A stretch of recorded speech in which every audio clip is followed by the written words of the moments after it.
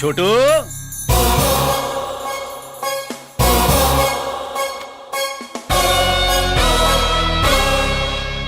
হ্যাঁ দাদা।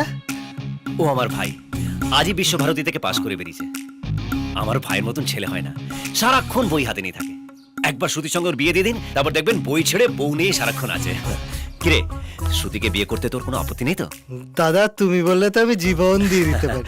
এই না হলে আমার ভাই পাঠিয়ে দিচ্ছিস। আমার ভাইকে বিয়ে করতে আপনার কোনো আপত্তি নেই তো? দাদার যদি পছন্দ হয় আমার কোনো আপত্তি নেই। কিন্তু বিয়েতে যারা আসবে ওদের আমি কি বলবো? Problem solve. কি? সবাইকে বলবেন যে আপনার বোন আমার ভাইকে ভালোবাসতো, আর আপনি সেটা মেনে নিয়ে ধুমধামসে বিয়ে দিচ্ছেন। আর এটাও বলবেন যে আপনার বোনকে আমি নিয়ে পালিয়েছিলাম আমার ভাইয়ের সঙ্গে বিয়ে দেওয়ার জন্য। ব্যাস, everything is fair and lovely. Adi, আমার বুক থেকে পাথর নামিয়ে দিলে। এটা আমি খুব ভালোই পারি বর্দা।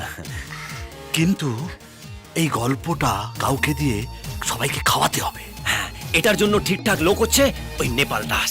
নেপাল দাস, নেপাল দাস। নেপাল! হাজি বর্দা, বলো, শ্রুতি কাকে ভালোবাসে? কাকে বর্দা? ওকে। ও এবার বলো, শ্রুতির বিয়ের দিন হ্যাঁ। শ্রুতিকে কে কিডন্যাপ করেছিল? ও, এটাই এই স্টোরিটা সবাইকে রটাতে হবে, বুঝলে? স্টোরি কি বর্দা? এটাই তো হিস্ট্রি। এখানে মানে আবার কি এই! করে?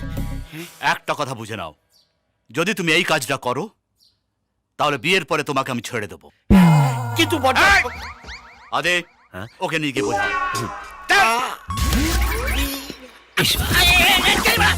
শুধু দর্শক বুঝলেই হবে, আমাকে একটু একটু বোঝা। একটা নতুন সিন লিখলাম। শ্রুতি প্রেগনেন্ট। জানি এটা শুনে ভাস্কর ওকে বিয়ে করবে না, সুদীপের সঙ্গে বিয়ে দিয়ে দিচ্ছি।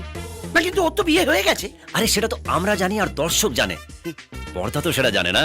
হ্যাঁ? ওরে না, তোর তো শুধু মাথাটা না, পুরো শরীরটাই তো এই জন্যই তো নেপাল দাস, আমি খাবো ক্ষীর আর তুমি খাবে ঘাস। এসব পাস পাস। First class. বাহ, এই রংটা তো তোর উপর দারুণ মানাচ্ছে রে দিদি।